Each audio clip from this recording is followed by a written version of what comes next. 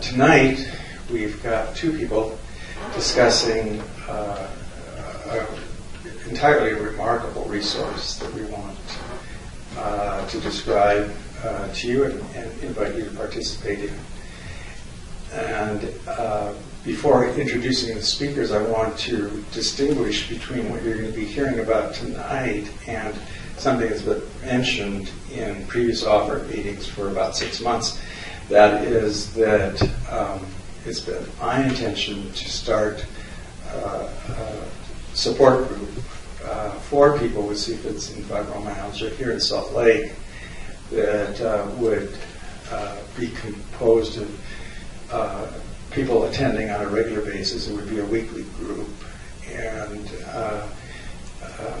in contrast to this, which is more informal and people attend as they can, that would be a group where people would be expected to make a commitment and it would last 10 weeks. I announced that at a time when I thought I was moving into new office space and would finally, after 2 years, have a group room again.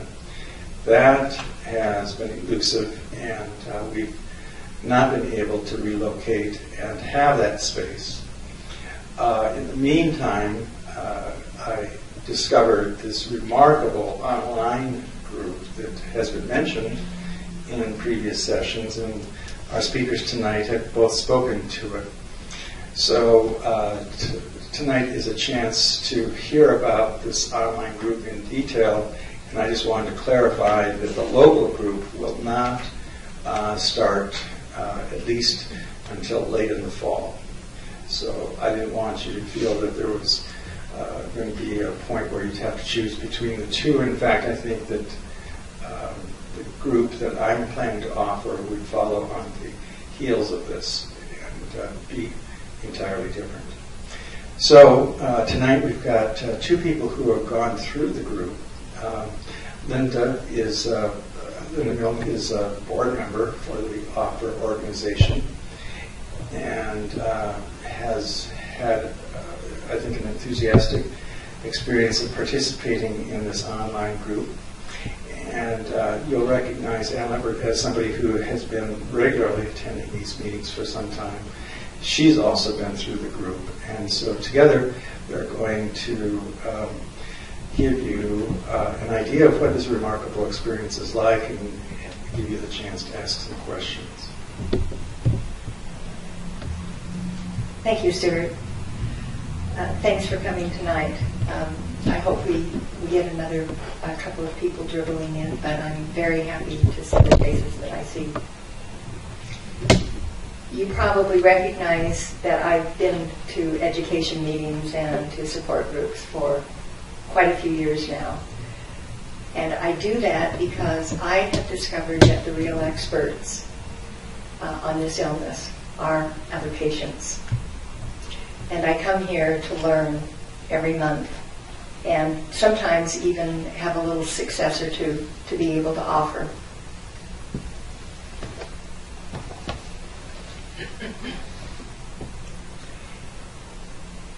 This may be familiar to some of you people here, but I have not worked professionally since 1997. But I have what I consider a really important full-time job. At my age, my interest is longevity. And I put a lot of attention on looking for things that will aid that, and that will give me the best possible quality of life that I can possibly maintain. Did I just lose my cards? Yes, I did.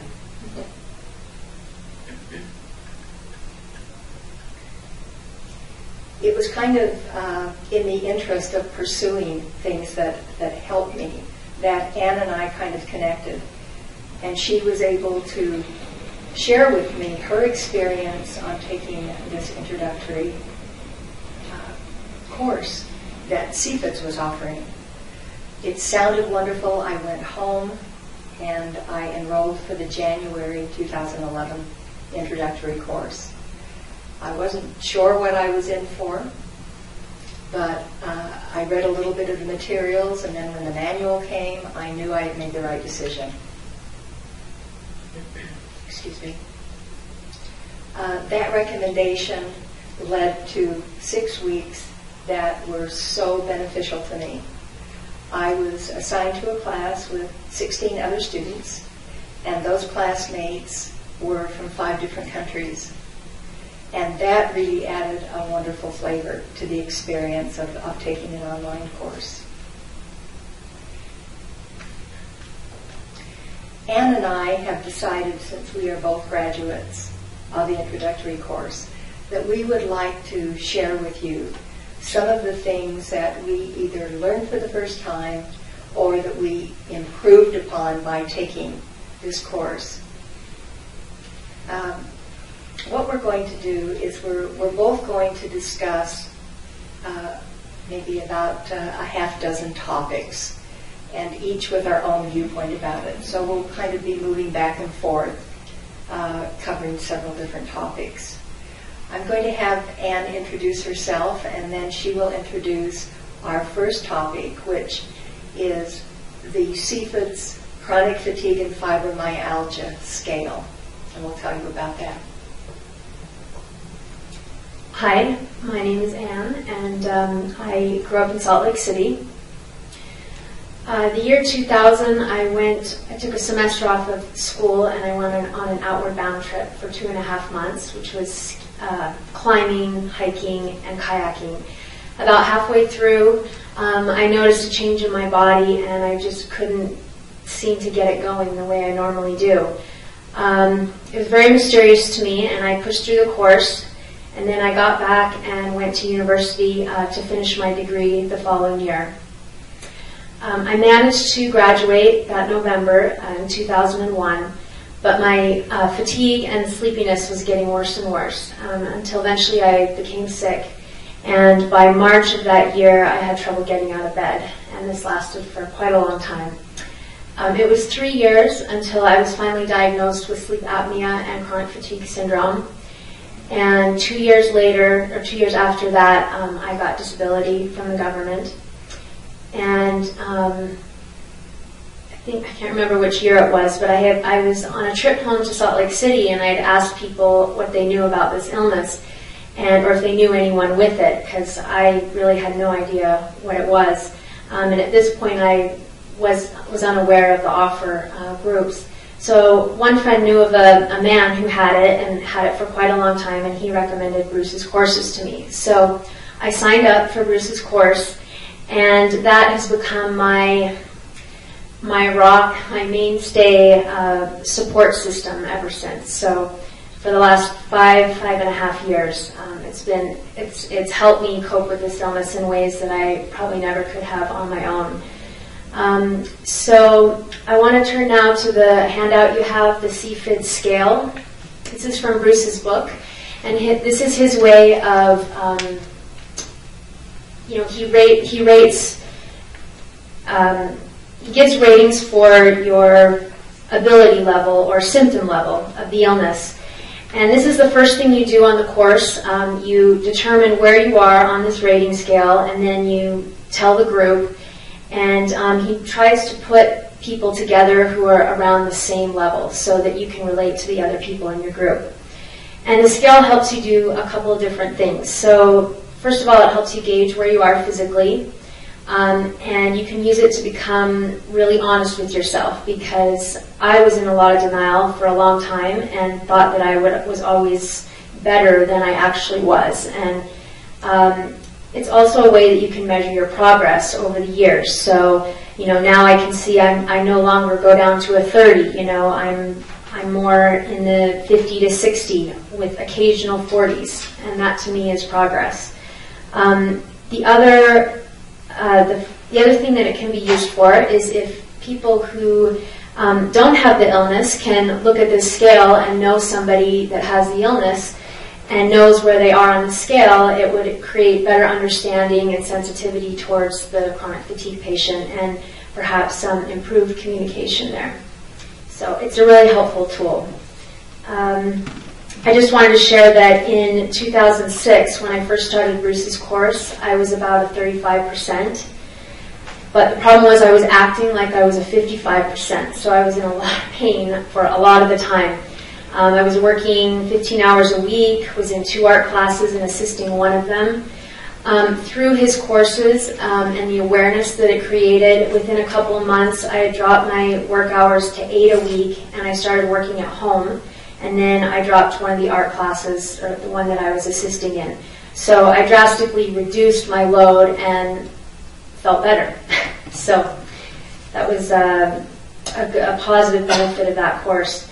And as I said, I've noticed that since I've been in the course 5 years, I no longer drop to a 30. And I think the last time I experienced that was when I moved here, which was a major stress 3 years ago. So I would say with the help of the course, I've been able to maintain a consistent level of activity, and I don't experience the fluctuations like I did in the beginning.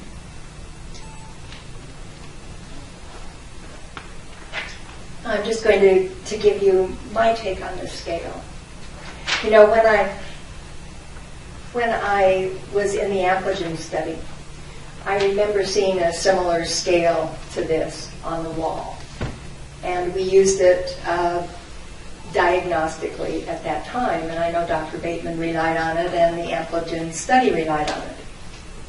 I saw it, but it never connected to me that it could be a health management tool.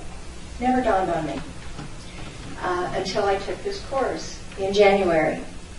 And I now use it as a health management tool, and I'll tell you how I use it. I live my life right now between 60 and 40 on the scale.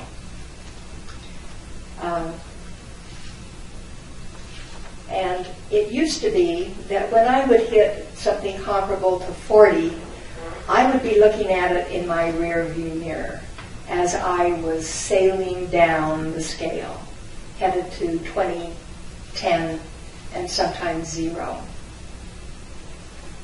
The way I use the scale now is that when I'm looking at the underside of 40, that is my clue that I have to take corrective action right then.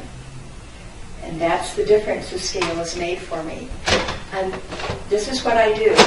If I'm living around 40 and find myself going down from there, the first thing I do is I clear my schedule. Everything goes for several days, up to about 10 days. I just clear the decks.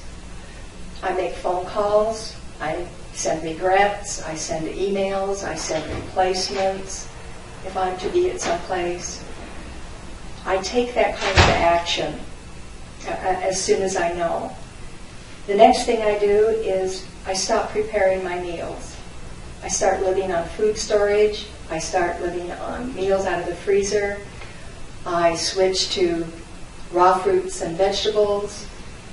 Or I'm one of those lucky people who have a few neighbors that I can call and say, would you mind bringing in a couple of meals for me? And they're happy to do that. So some of the other things that I do, the corrections that I make.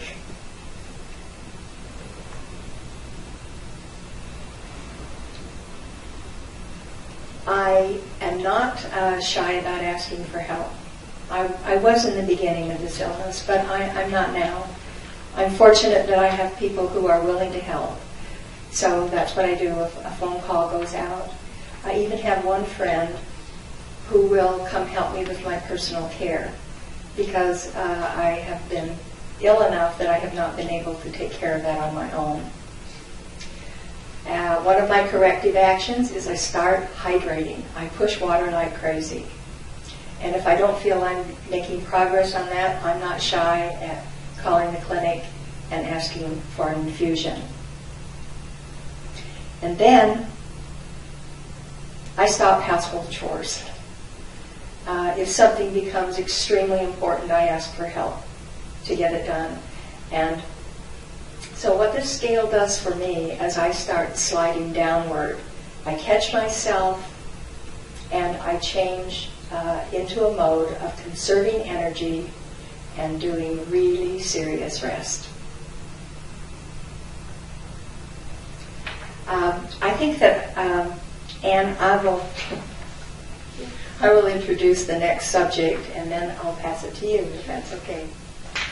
I did want to say one thing, that I've circulated a manual around that's going to be making its way, and I think Anne has one that maybe she can start this direction. This manual is our textbook for the introductory course. It was written by Dr. Bruce Campbell, a PhD. This book is not complex theory. It is hands-on, nuts and bolts, self-help that can be applied. It's one of the best books that I've had in my hands since I've been ill. Now, one of the remarkable things about it is the material in this book took Bruce Campbell from a point of having very bad chronic fatigue to 4 years later, bit by bit, having recovered his same level of health before he got ill. So what he has done is he's created a path for us. He's marked, and here it is, the material for us to just step into his shoes and follow along. I personally am extremely grateful to him. I've never met him. We've conversed by email a time or two, but I look forward to the time when I can actually meet him and thank him personally. One of the first skills that I learned on this course was setting targets. In my other life, I used to be pretty competent at setting goals and actually accomplishing them. And the longer that I was ill, the more that skill just eroded away until it was gone. And I had lost the ability to even identify what happened or why I lost the skill until I took this course.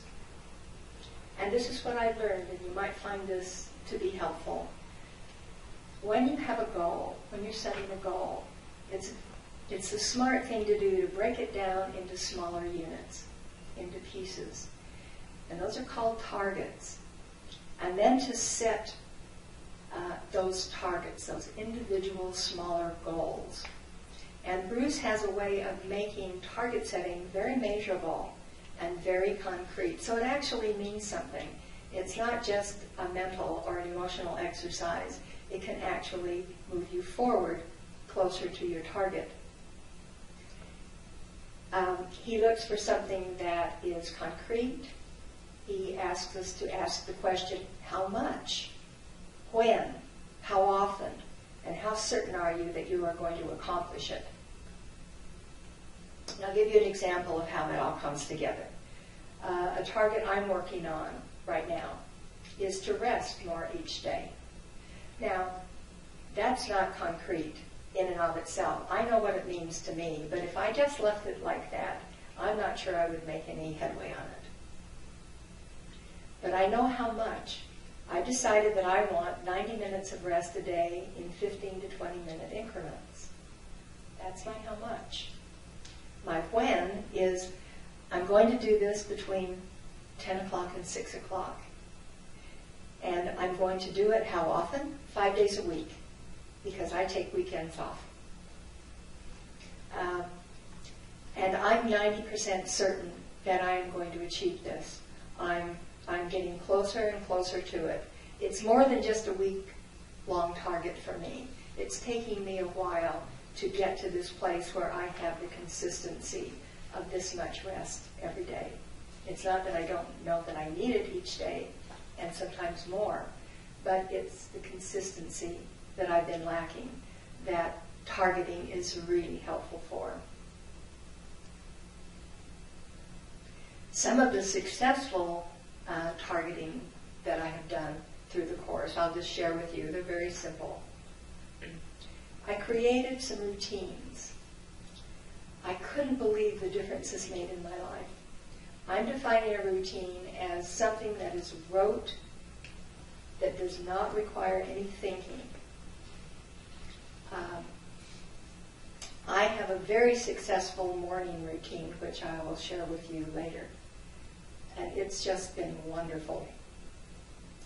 Another target was to find an exercise program that I could actually do that wouldn't send me to 20 or 10 or 0 on that scale we just discussed. I did a lot of looking, I did a lot of trial and error. I had a couple of flares along the way of trial and error, but I eventually met my target. I found an exercise program that I can actually do, that I think is going to improve my strength and give me back some of the tone that I have lost in my body. Another target was to keep an activity and a sleep log.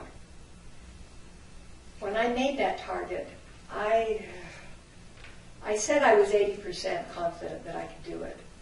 Actually, that might have been a little on the optimistic side, but I ended up pushing myself, and I ended up starting to log. I created an activity log, and I created a sleep log, and I still use them. And this is now from January until August.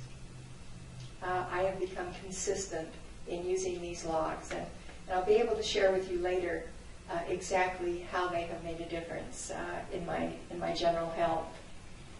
Right now, I am working on a target to rethink how I sequence my household chores. And the way I'm approaching it is that as I'm doing my chores, I'm taking a few minutes to think it through, to think, should I have rested before I started this? Should I have rest after? Is there another activity I can pair this with? Or does it have to be an activity I do alone, sandwiched between rest? So I'm kind of doing it on the fly, but I am doing it honestly. And I intend to reach it. I intend that probably within the next week or two that I will know a better way to thread together my household chores so that I'm able to conserve my energy and keep up my quality of life. Thanks. Well, you've just shared a lot of my same targets, so maybe I don't need to repeat them. But now I know I haven't been successful with my target to rest lately because I haven't determined the exact time of day that I'm going to do it. So my goal is to rest an hour a day, broken up into 20-minute segments. But I kind of let that target go, and now I realize maybe I wasn't so specific. So one thing that Bruce says encourages us to learn from our mistakes, and that a target that we don't meet is just as successful as one as we do, because we've learned now what do we need to change about either our thinking or our behavior, or both, and to understand the connection between the two. So, and he helps us to keep the targets. Like he has a very specific format, and he's very clear, like only set a target if you're 80% sure. And of course, the hard part of this illness is you always think you can do more than you can. So, you have to get really, honest with yourself. But if you overestimate what you can do, it's not a big deal. You just make the adjustment. I also had a sleep target. And an activity target. I won't go into all those, but I just wanted to say that in my group, there's a huge range of targets. So everyone's in a different level. So some people have a target of sitting in the sun 10 minutes a day. That's what they want to do for their mental health. Or work on the computer 15 minutes and then take 5 minutes break, and do that 3 times. I've used the targets a lot for setting logging targets because I find it gives me extra motivation to keep track. And then once I have done logging and found out, once I've set some parameters around activities I want, then I'll set a more specific target like the rest. Like, okay, now I know based on my logging, I want to put in an hour's worth of rest every day. So it's really up to you, and it's nice that you can say how much. Like you could say, I want to do something on 2 days a week, so you don't set yourself up for failure. And like Linda said, for me it's been a process of, slowly eroding my old expectations and becoming making my targets simpler, more doable, and that way it gives me, a good sense of a feeling of satisfaction when I complete it. So this part of the course has been so helpful for me to remain motivated. I'd say with regards to exercise especially, because that's one of the hardest parts to do. And, I read one of my targets that was like exercise 5 days a week, and that was like 4 years ago, and I'm looking at that saying, that's crazy. Like, I'm trying to exercise 3 days a week for like 20 to 30 minutes right now, So, it's just a matter of becoming more and more realistic. But I think without the target setting course, I would have given up a lot more easily. It's a good motivation to keep going. And I'd also just say it keeps me focused on what I did do and not what I didn't do. Because with this illness, it's so easy to say, there were 10 things I wanted to do, look at all the things I didn't do. Well, when you look at the end of the week at your target, it's like, wow, okay, I did these few things, and I feel really good about that. Okay, so I'll introduce the second topic, which is logging. So we've kind of touched on that. And I'd say, it's a slow progression of how and when you want to log. When you're logging, you're usually trying to answer a question for yourself, like, why am I crashing at this certain time? Or, what's going on that's causing a flare-up? So logging helps you track your activities and then your symptoms. And Bruce has a lot of worksheets on his website that you can find where you can rate your symptoms, and he even breaks them down into fatigue, fog, and pain. So you can track the different types of symptoms. I've used a variety of different formats. This year I just switched to a computer format on Microsoft Excel, and I just color in the different boxes. So I'm seeing how that goes. And so with logging too, I just wanted to say, when I started out, it can be really cognitively confusing to figure this out in the beginning, and that's how I was. I couldn't make sense of it. I couldn't wrap my head around, figuring out what was what and how much energy certain things took. Was doing dishes the same as talking to somebody or taking the trash out or watching TV? I don't know. It was very confusing. So I basically broke it down into two categories. One was activity outside the house, and one was activity inside the house, because that differentiated for me high activity versus low activity as far as moving around. And then eventually, like a year later, I moved to categorizing activities into low, medium, and high. So low is sedentary, medium is sitting or maybe short standing, and high is walking. And then now I've kind of graduated, I guess. I have about 10 categories now. It might be too much. I might need to scale it down, but that the different way I've chosen to log over time has reflected how my level of symptoms with the illness. So I'm saying it doesn't matter how bad you feel, you can always log something, and you just do it at the level where you are, and then maybe you'll get better and we'll be able to do it more detailed later. So I just wanted to say, as a result of my logging, for instance, my sleep schedule was really off, and I didn't go to bed until like 2 in the morning, and then I would wake up anywhere from 10 to noon during the day, and it just took away half my day. And it was really unpredictable for a really long time, and I tried everything.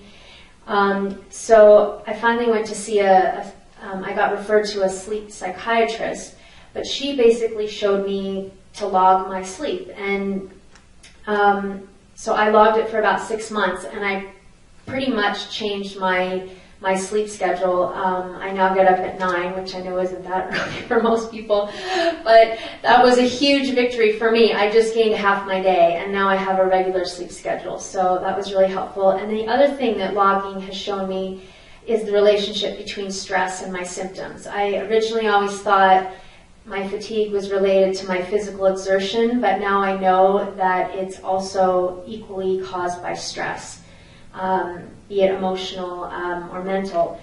And then I want to say that logging, the first thing it does is you can't argue with written records.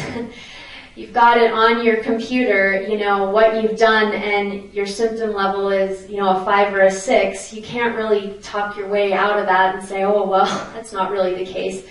I mean, you've really, it forces you to see how you actually feel. So it can cut through a lot of denial that way. And it's an instrument to keep you on your course of where you want to be.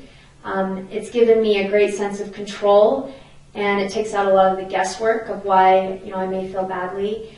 And finally, I noticed that, you know, whenever I felt worse, my mood was always worse. I was always more depressed and frustrated and didn't feel in control. And so, you know, the more I log, the more I can have control over my activities, or I may know why I'm feeling badly the way I am.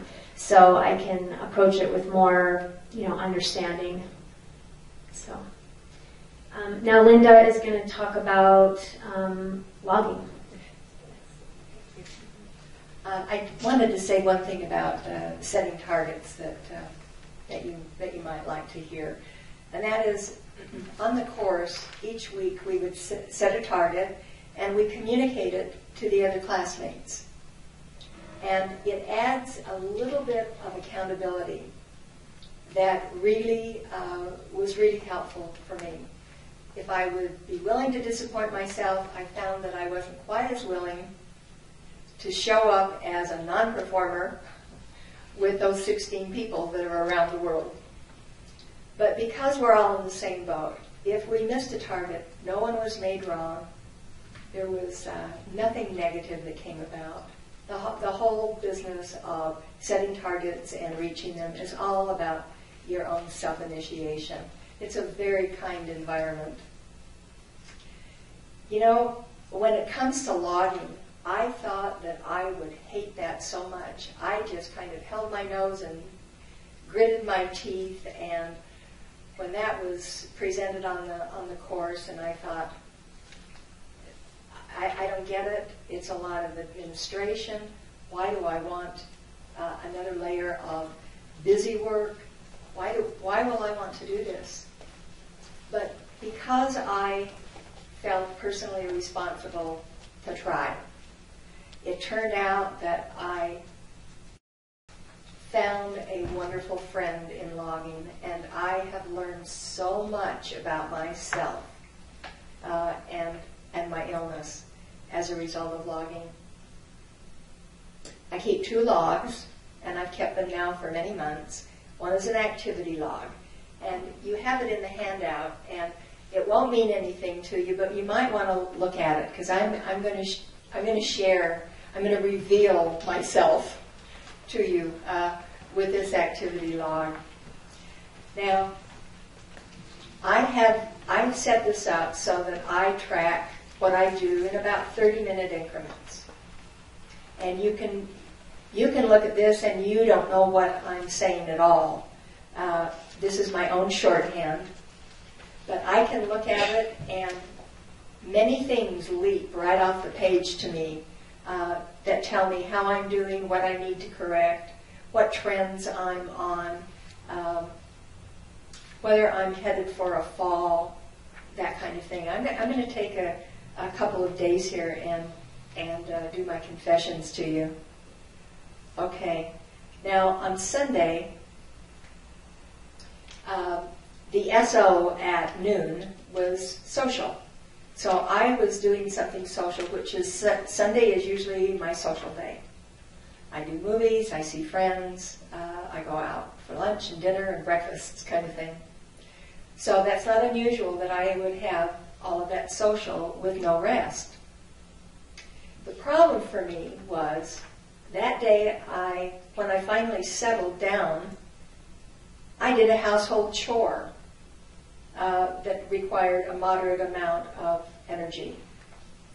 And I didn't rest until after I had done that. I would have done better had I come home from the social activity and did my light resting, and then take a look at whether I had enough energy to do a moderate 30-minute household chore. I got social again at 6:30 until about 8. And that day was okay. I didn't have a lot of ramifications from it, but I would have ended the day with higher energy had I done some resting. I only rested 30 minutes, 4:30 to 5, and then I was resting not until 10 o'clock at night. That is really a formula for problems for me. If you look at Monday, I did something really right on Monday. At 2 o'clock, well, at 1:30, I rested. I did some light resting at 1:30 before I headed to the yard to do a strenuous activity. Ton of weeding. And I'm so proud of myself looking at this now. It looks like I weeded in increments of about 15 minutes, and then I came in and I rested before I went out and weeded again, and I came in and rested. And they did that several times through the afternoon. And that is my successful formula for strenuous anything. A little bit, a rest, a little bit, a rest. Whether it's a household chore, whether it's a difficult or stressful social situation, whether it's yard work, whether it's computer work, this is my successful action. And I'm happy that I chose a week where I did something really good. Another thing I will share with you on the activity log, you'll notice that I have the letter C, and then I have other letters that follow it, various places. And C stands for computer time. And there was a time not long ago when I would simply have put a C there. But I have learned that I have to identify the different activities I do on the computer, because what I was doing was really ruining me. I was sitting at a computer and I was sort of bleeding from email into blogging, into research, into administration. I'm going to handle this problem next time. And then I realized that what I needed to do was I needed to identify the activity specifically. And I needed to cut off at the end of email, and I needed to rest before I blogged. And I needed to rest before I went back and did research. And that I would do even better if I changed activities totally and did something extroverting before even going back and doing anything on the computer. So logging was very helpful to me in seeing my errors and being able to compare it to how I was feeling at the end of the day.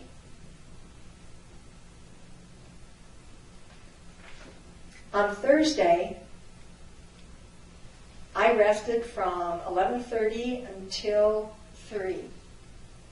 I needed it, and I did it. And that's the kind of thing that makes me feel really good when I look at my activity log, that I recognize the need to do that, and I actually did it. So that's kind of how I use the activity log. And I'm experienced enough at it right now that I can look at this for 5 minutes and I can know a tremendous amount about that week. And I really appreciate that. It doesn't take long to put a few pencil strokes on the paper, but when I analyze it, it sets me up to do better the next day or the next week. I keep my activity log right by the sofa on a clipboard. And when I lay down and take a rest, I pick up my activity log and I fill it out. And I also have my daily plan, my schedule right there. And that schedule I made the night before. And I don't put it in cement. I consider it to be just a guideline. But while I'm laying there doing my log, I'll take a look at my schedule and say, am I anywhere near what I thought I would be doing? And at the time, I thought I would be doing it last night when I made it out. And it gives me a chance to make adjustments. And I do. I try to make my scheduling mean something rather than just being a silly exercise. I try and let it kind of guide my next day. I find that I'm more productive and that I'm more responsible.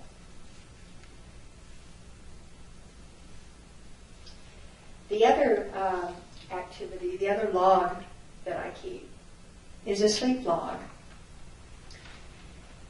And that's in the pack as well. And I didn't share my information on my sleep log with you. I just gave you a blank. And I keep that on my nightstand. And I am generally not in my bedroom at all during the day. There's no TV in there. There's no telephone in there. There's really no reason to go in there unless I need to get a piece of clothing. So when I enter my bedroom at night, I log it. Because, that's the start of my sleep cycle. And I log it the time that I go to bed, and then I log when I actually turn the lights out. I keep track of how many times I get up during the night, and did I get up for pain or perhaps a trip to the bathroom. The next morning, I fill in anything that I learned during the night and what time that I'm getting up. And I also, the night before, just made a couple of notes about how my activity level was that day, how my stress level was, my symptom level. And I also keep track, did I wear my CPAP machine? Did I wear my mouth guard? Because I have a lot of night gear that's very annoying, but it makes a difference in a bad way if I don't use it. Sleep is my nemesis. Without the logging, I would be in worse shape. I get up now between 8 and 9 every morning instead of between 12 and 1, which I did for years. I have not found an answer to getting to bed at a consistent, sensible time. I'm not tired, even though I'm up at 8 or 9, I'm not tired at 11, 10, midnight. And so then I have to handle myself. It's like I feel like I'm kind of like a bad child. I just kind of have to take myself by the collar and drag myself to the bedroom. I'm not tired. I don't want to end the day, but I have to. And kind of personal responsibility kind of enters in at that point. So I haven't reached my sleep log goal yet, which is a dependable, consistent, restorative night sleep. And boy, when I have achieved that for a few weeks or a month, I'm going to announce it in our group. We should talk. Okay, so the next step to logging is pacing. And, along with the target setting in each course, Bruce usually introduces a subject for discussion. So recently we discussed, like last fall we did pacing strategies, and we all discussed what works, what doesn't work. Everyone puts in their 2 cents. You can learn things from other people. We also had a topic, relationships, or how do you answer questions when people don't believe you, that kind of thing. So I was looking back on my answers to my pacing, and I had written a nice summary of what I used to pace. And my first goal is always to reduce my activity. So that's the first thing I do. And that's sort of the goal of all my other pacing rules, or spread out, reduce, spread out activity. And then the second strategy I use is developing personal rules. So out of your logging, you'll notice patterns, and you'll find things that you really need to do in order to stay at a consistent level. Like, for instance, if I have a long day, I try not to have a long day and on a long night. So if I'm out during the day, that means I'm at home at night, or vice versa. Or if I have a long day, that means I'm going to be home at least half the day the next day. So I'm just alternating activity with rest. And one of my personal rules in 2009 that I came up with is I noticed I was going 4 to 6 hours of activity in a day outside the house, like up to 5 days a week. And then I would have to take at least 1 to 2 days like in my apartment, and I couldn't go anywhere. And that depressed me. So I was trying to balance my activity my rule was to alternate days with activity outside the house. So on Monday, Wednesday, Friday, I would try and stay home and do low-level activities. And then Tuesday, Thursday, I would go out and do all my errands and things. And then I would leave the weekend optional for a little bit of spontaneity. Now these rules are hard to, stick by in the unpredictability of life. So, but they're meant to be guidelines that you can always come back to if you find yourself, feeling worse. And the other big rule that I made, and again this was in 2009, was that I never paced for the first many years. I mean, I would just go during the day until I couldn't go anymore, and then sometime between 4 p.m. and maybe 8 p.m. at night, I would just crash and I'd be in bed all night, for half an hour to 3-4 hours. And this wasn't really working for me.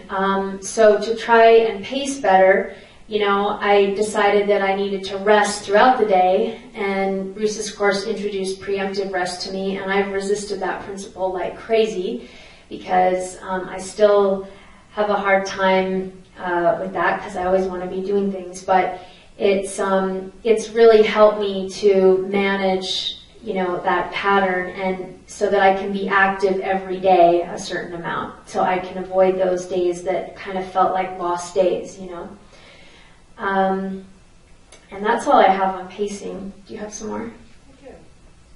I do. I'll make this pretty brief, but it turns out that the pacing really is the heart of everything. So many of the things that this course leads up to is to help us defeat the push-crash, push-flare kind of cycle that we get caught up in. So it is an important subject. I'll share something with you that I discovered about myself in pacing. Here's the thing. It's like pacing is so important, but for me, I found the things that either made it go and work, or those things which really sabotaged it. And the most important thing I found about pacing was personal responsibility. And I was surprised about that, actually. Because when we hear talk about pacing, it's almost like we're listening to it and it's not really anything that's in our control. But you know what? It actually is. And, not fully, not totally. But personal responsibility is, in my opinion, for my life, is the thing that makes pacing happen.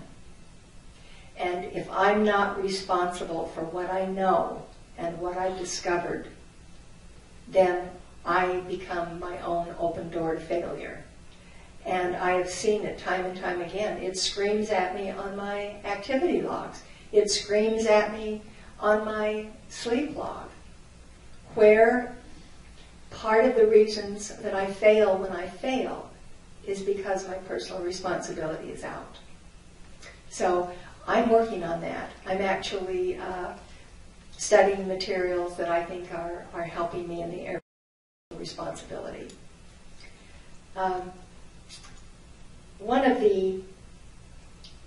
Let me define how Bruce describes pacing. I thought this definition was very helpful to me. Pacing is balancing your activity with rest in a way that satisfies and meets your own needs for your own unique situation. And which tells us that each of us are different. And Annie and I can share a lot of things that we've succeeded or failed at, but it is not an indication of whether you will succeed or fail at it, because we're all so unique and different. Unpredictability is probably my worst enemy when it comes to pacing and balancing my life. I'm getting better at it in the fact that when something unpredictable happens, I'm kinder with myself when everything just goes bluey and everything blows up and all of my good intentions just evaporate. I'm much kinder to myself when that happens now, because it happened. In July, more than half of the month was unpredicted. My mother got ill. My mother needed my intervention in St. George, and oh my gosh, I was 24/7 in the care of my mother, and you can believe I didn't log, I didn't rest, I didn't pace, I didn't target. Everything moved off to the side. I didn't lose it. It just moved off to the side until I got control back of my life. But to make these things work, I realized that I have to get better at not moving everything to the side when the unpredictable in life happens. I need to make those two kind of work together, even if they need to modify. One of my pacing secrets from this course is I now divide strenuous activities into pieces, and I do this routinely. I divide really strenuous pieces into days. Like when I do some cooking, because I am not skilled at cooking, it's strenuous. So I do part of it one day, I do part of it in the morning, part at night, part the next day, and it gets done without destroying me and putting me down. I sequence activities. There's certain things that don't belong together. There's certain things I can't do one after another. And I've learned that, and I try to monitor that. I'm going to close by sharing with you my morning routine, because it has been so nifty in my life. I just love the difference this has made. Because I don't have to think about my morning for about 2 hours. It just happens, almost without me. When I open my eyes, the first thing I do is I do a deep breathing meditation before I get out of bed. When my feet hit the floor, there are probably 20 or 30 things that unfold, one after another. Just go boom, boom, boom, boom, boom. They unfold. I don't think about them. And you know what? They get done every single day. There are things there that I have not forgotten since I created the morning routine. And I would routinely forget some important things like, hey, my thyroid pills. Or turning my cell phone on. People not being able to reach me for a whole day when they were trying. Just little things like that. Those things don't happen anymore because they unfold in my morning routine. When all of those little cycles are done, I go to my computer and I rev up my brain. I sit down and I do 25 minutes of brain fitness exercise. If I don't have 25 minutes, I go to a program called Lumosity.com, and where I can just pick a game or a puzzle, maybe 5 or 10 minutes or even less, and do that. But most times I'll do my DACM program, which is a 20 to 25 minute program. And it fires my brain up. It makes me feel like I'm going to be able to be thinking that day. And it's really been a wonderful thing. So that's my morning routine. I don't call people. I don't get on the computer to email. I don't do anything else. I just let this morning routine unfold. I'm working on an evening routine that works just as rotely. And I've got it all the way down to where I enter my bedroom door. And then it's not routine and it's not consistent. But the way I close out my night now is now a routine. And I'm not going to bore you with it, but it starts with doing the dishes for the day. That starts my evening routine. And part of my morning routine is putting the dishes away. So that's kind of how my routines kind of go full circle. And I'm not a bit embarrassed to tell you that if I could put more of my day on rote that could automatically and consistently unfold, I would. But I haven't found other places where it really fits. You know, I know that this is a lot of information in one sitting, and I think, I fear that it might have been a bit boring, that it might have been a little too much all in one sitting. But the next time Annie and I do this, we think that we're going to be looking into the faces of other graduates of this course, and that you're going to be up here with us, and that we're going to do a panel, and that you're going to be able to participate. I want you so much, if you take away no other message from tonight, to know that this introductory course is worth your time. It's worth the pain of new learning. It has some wonderful benefits, and the cost is very modest, and it will change your life. I think I'm willing to guarantee it, that if you start and finish it, that you could come up to me afterward and said, you did not lie. It made a difference in my life. The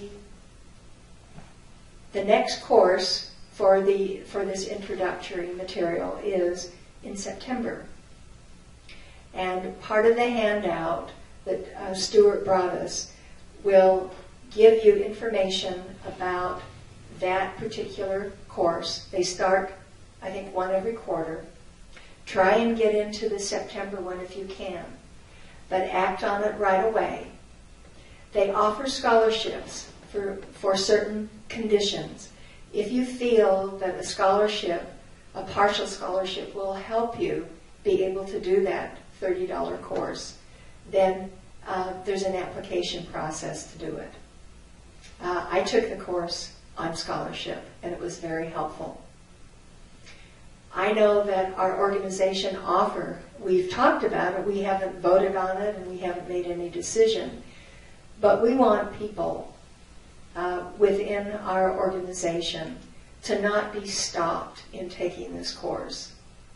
If you can't afford it, please pay for it. If you can't, apply for the scholarship. If you don't get the scholarship, I want you to let Stuart or I know, and there might be something that we can do about it in offer.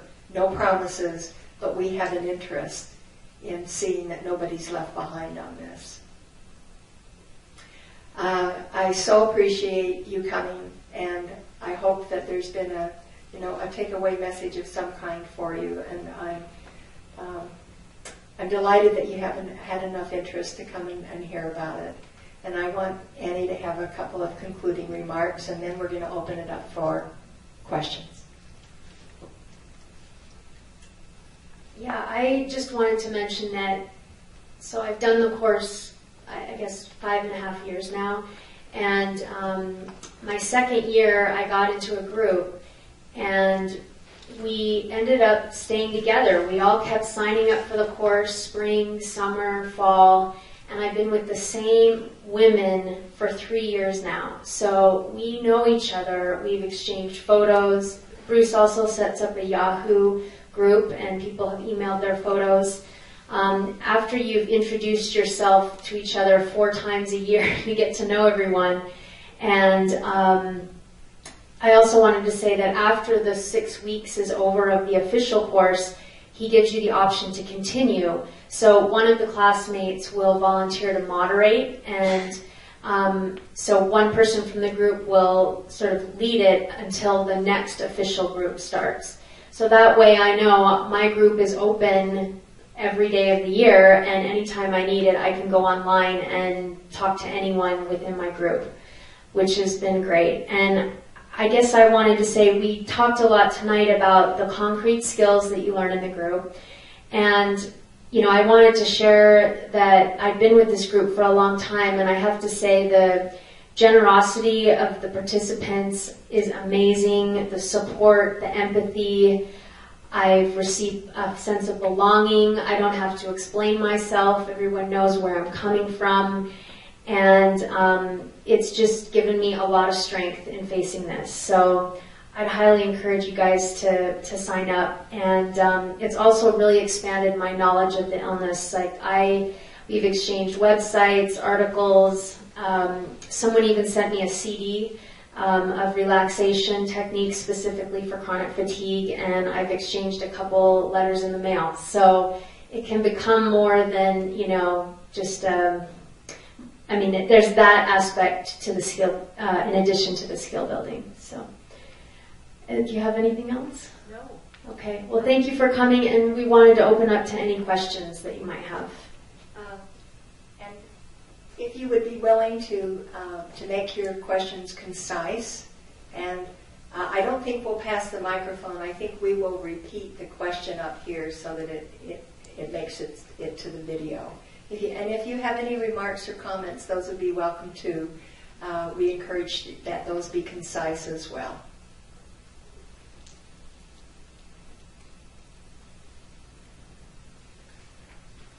In the rating scale, and you have down here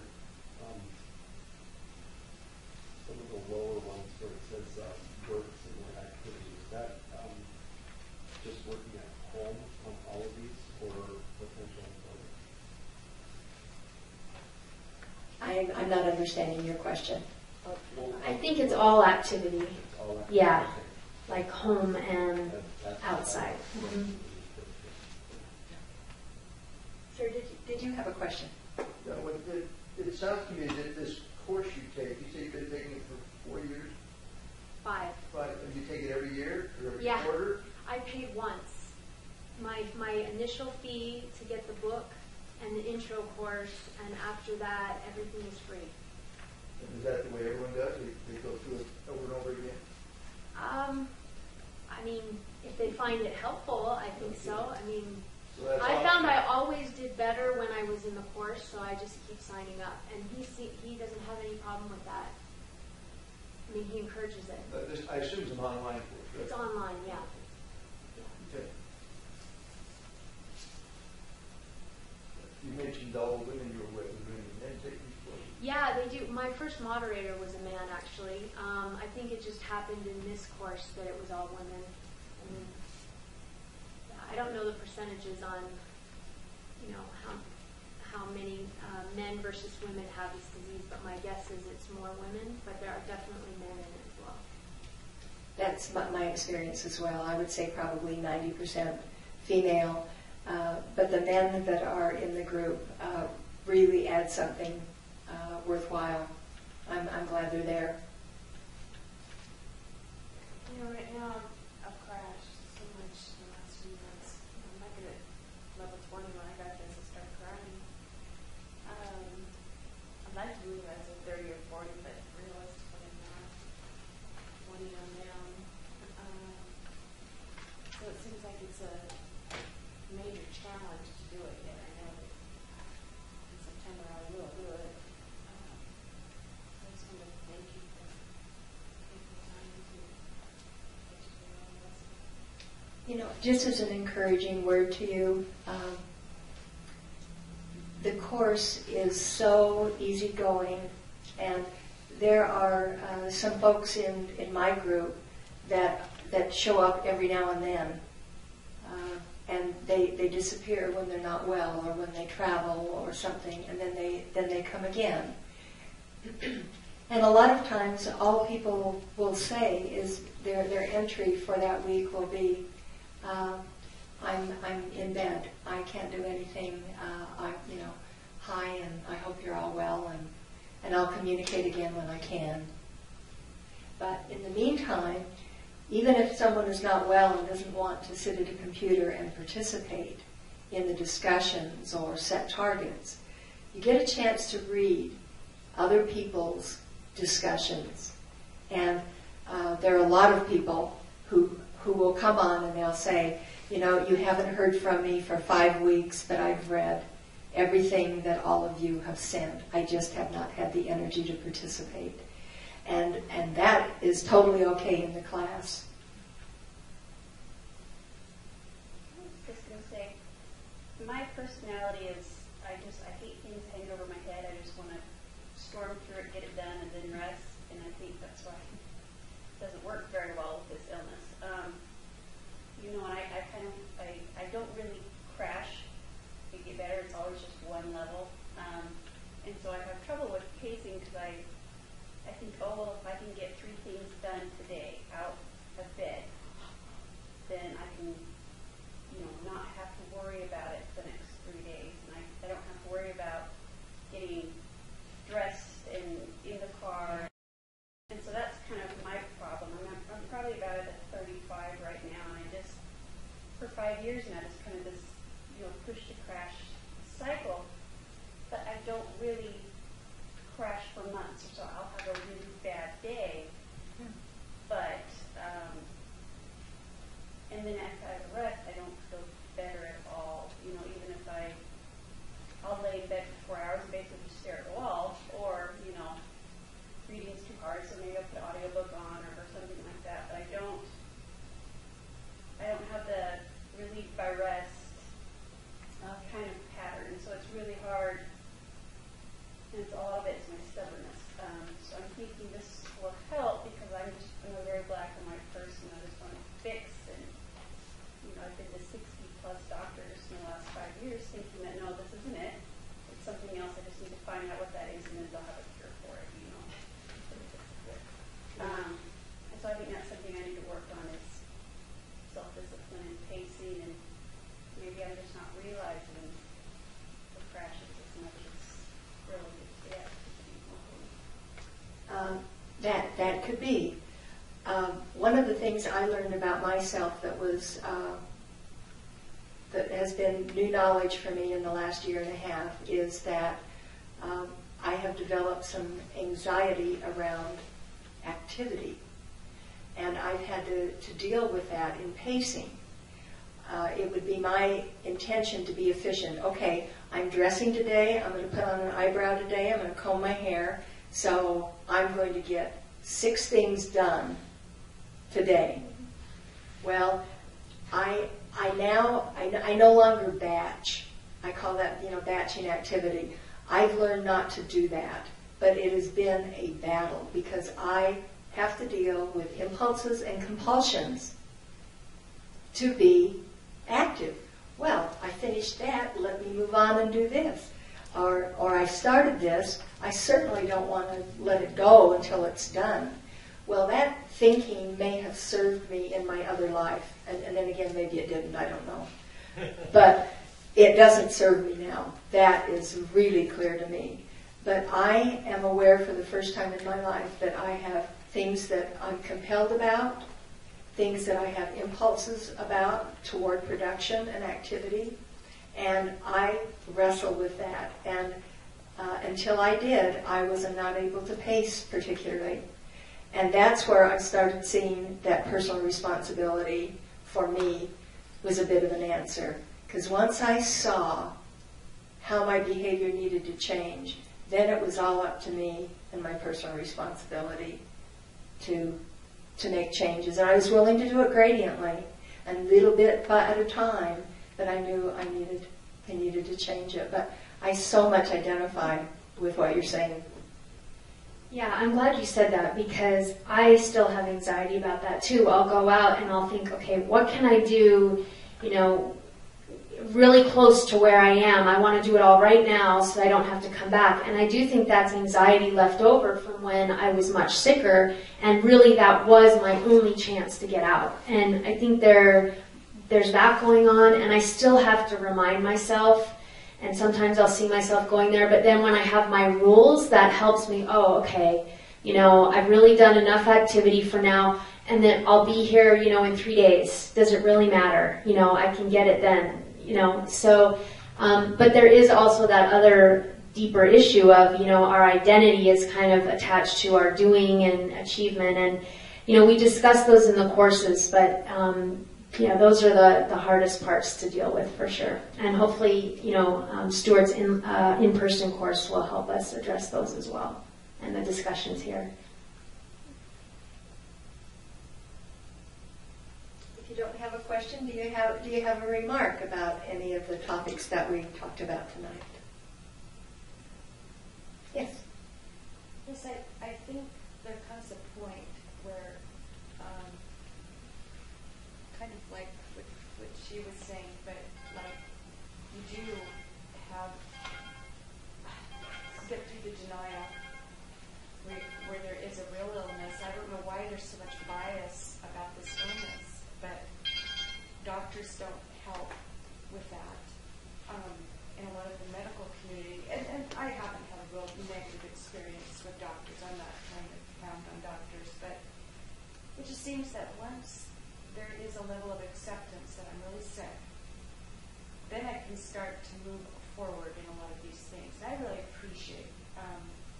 Do you write the blog? Yeah. Yeah, I appreciate that, and I appreciate this opportunity. And I feel like I'm at a place where I'm not trying to push through things that I used to do that were normal because I can't do it. And the flares are terrible. They can last up to a year and a half. So now it's like I'm really trying, and this is very helpful with. But I think it would be hard to do. I mean, it's okay to start anywhere you are, but I think it would be hard to do if you don't really believe you need to. But there's another way to work at this, and it's not the way it is with everything else in my life, as it's been before, right? Exactly. So, Yes. yes, sir. Please. 2 months ago, I was in Palo Alto and had the chance to spend about 5 hours talking with Bruce. Ironically, when I first came down with CFS in 1989, I was sick for 4 years. He came down with the illness the same year I did and had it at the same length of time I did, and we both got better at about the same time. So we were comparing notes and had an awful lot of thoughts in agreement. And as we start to let our guard down a little bit, as we start to become more familiar with each other and trust each other, agreed that neither of us believe that you can get through this illness without successfully mastering pacing. So for what it's worth, that's the conviction that we both share. And we also recognize that a lot of people don't know where to start with it. And I think that the conversation tonight was so helpful that I'm going to just kind of give you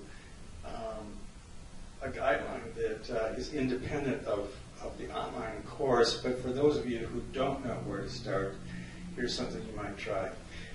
I'm at about a 40. That's where I am week to week.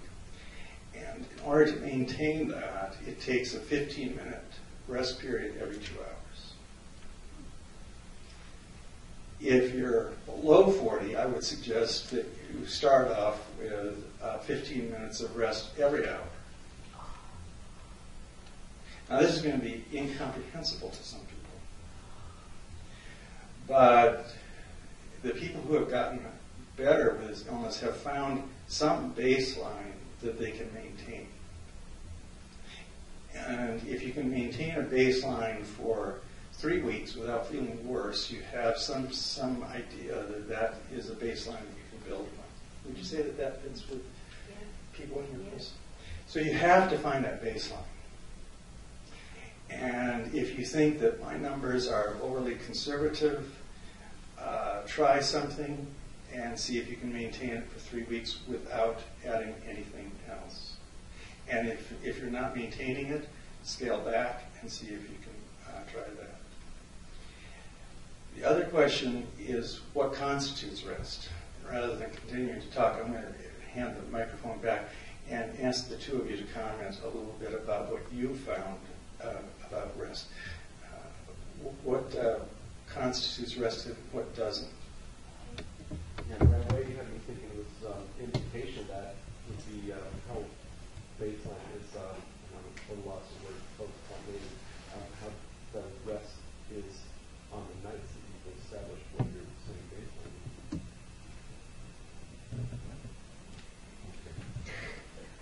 Well, so for How well are you rested when you say you've established baseline? Are you accomplishing the rest and sleep during that baseline period? Is that what is Well, your quality of sleep. you've accomplished if you believe successful baseline when you're getting a good rest and sleep, then you're going to be having that good baseline. Better baseline. Yeah. Whatever we're capable of and what we need in terms of rest during the day is going to depend upon the quality of our sleep. And of course, CFS is defined as being characterized by non-restorative sleep. So by definition, we don't get good sleep. But if you're making that your goal and setting targets within that trying to get to bed as close to 10 o'clock as possible is a goal worth pursuing in terms of better sleep. Now, some of us find that a very hard goal to pursue. But setting some goals around sleep might be the first place to begin.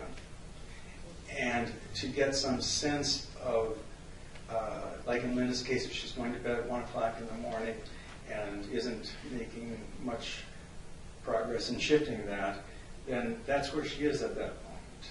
If I'm going to bed at 12 o'clock, that's where I am at that moment. So our sleep is a given, and you're trying to peg your rest because if you can keep your bedtime constant, the sleep is going to be more consistent, even if it's consistently non-restorative. You know, I've read this from several different sources, and I believe it, and I want very much to be able to do it, but I'm failing at it at this point. But I'm working on it. And it's that the amount of sleep that you get before 11 o'clock at night is, just to put a number to it, is double the value of every hour of sleep that you get after 11. There's research on that. Okay. And I'll make some comments and pass it to Annie about rest. I identify 3 kinds of rest: preemptive, resting before it's needed; a true rest, where I am laying down and I have something over my eyes, and there's no music, there's no TV, there's no reading, there's only true rest. The majority of the resting I do, I call light rest, and something else is happening there. I might have headphones on for music, I might have a television show on, I may have a book in my hand. And the only thing that constitutes the fact that it's really rest is I'm horizontal. And that's beneficial to me. Beneficial to be horizontal with my feet up a little bit. But I will tell you that preemptive rest is by far the most valuable. It is like a shot of maybe B12 or something by comparison to that and the same amount of time doing a light rest. But this is where I started getting acquainted with the fact that I have some impulses and compulsions around activity. And that is a preemptive rest when I'm not yet needing it. And I lay there trying to prevent myself from being consumed by the things that I want to get up and do. So it's getting better at meditation skills. Oh, I can't wait till you teach that, Stuart. But I think if you try preemptive rest, you will be stunned at how valuable it is and the difference it makes. You're sitting there and you know what you've got to do the rest of the day. You don't feel like resting. Try it. I have to try it in 5-minute blocks and then 10-minute blocks, and then I get less fidgety if I do it for 10 minutes instead of trying to do it longer. So I want to comment about two things. One is the sleep. So I notice when I don't sleep well, then my pacing is all off and I can't function during the day and it screws everything up. So the sleep was the most important thing for me, and I tried everything too. Acupuncture, multi-minerals at night, sleeping pills. I've been through it all. And then when I saw this doctor, what she did is she put me on a strict sleep schedule. So I was not allowed to go to bed before I was ready to completely put my head on the pillow and fall asleep. So usually between 11 and 12 at night. And that way I would sleep all the way through the night. And I didn't have any naps. So I know in years past I'd probably be napping, hours in the day. I was so tired. But I forced myself to stay up all day now. So naps do not constitute rest for me. My rest is, what I do to make it interesting is I use tapes, meditation tapes, progressive muscle relaxation tapes, and I find that helps me with the anxious thoughts as well. They keep my mind focused on something else, or they keep my mind focused on my body, so I get out of my head, and that really gives me true rest. Otherwise, I might be, thinking even though I'm lying down. And I also have to be lying down with my eyes closed and no other stimulation going on. And usually, I'll say I'll lay down for 30 minutes and it might turn into an hour. And if I were more diligent at this, I'd probably increase my rest. That would definitely serve me. So, and then light rest is anything else that's going on. Yeah. Oh, and I would also count rest as acupuncture appointments.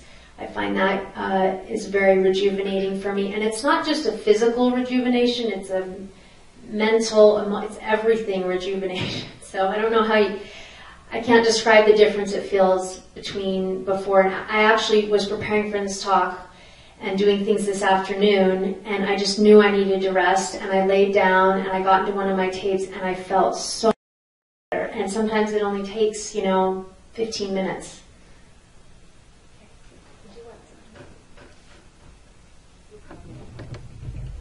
Okay. Rest is such a hard concept to operationalize because it's used in so many different ways by so many different people. But in terms of cognitive science, neurocognitive science, we know that different parts of the brain are responsible for processing different types of signals. So auditory signals go to the auditory part of the brain, the visual signals go to the visual part of the brain, and so if you're in front of a computer for an hour or two, then resting, it's important that the rest not involve something visual. So it doesn't count to be in front of your computer for 2 hours and then lay down and watch a little TV. Okay? And if you're in a noisy shopping center and you come home, you don't want to listen to music. So it's really important that the sensory mode that was used in the past 2 hours be given the chance to be taken out of gear, if you will, and idle. And that if you want to do something that might help you with any boredom that you're struggling with, to use a different sense. So after being on the computer, maybe a little bit of light music. But the key concept with rest is that you're allowing the body to have as much reduced expectation as possible. So if you're laying down and worrying, you're really not resting. Okay? if you're laying down and doing nothing but looking at the ceiling and resenting every minute of it, is not very good rest. Okay. So we're looking for something which does not include sleep, but it involves basically a suspended attention, where your attention is just allowed to float. There's nothing that you have to do. You're not focused on any particular thing, whether it's the next household chore or the fact that Aunt Mabel is coming tomorrow and is going to make life difficult, you know. So we're looking for just the opportunity to be horizontal and to allow the senses to go into an unfocused place. That is the optimal form of rest.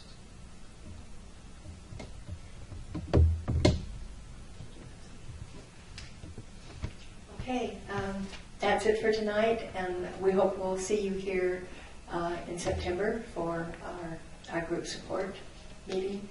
And please go home and consider, go onto the website and peruse it and see if you think that introductory course might be a benefit in your life.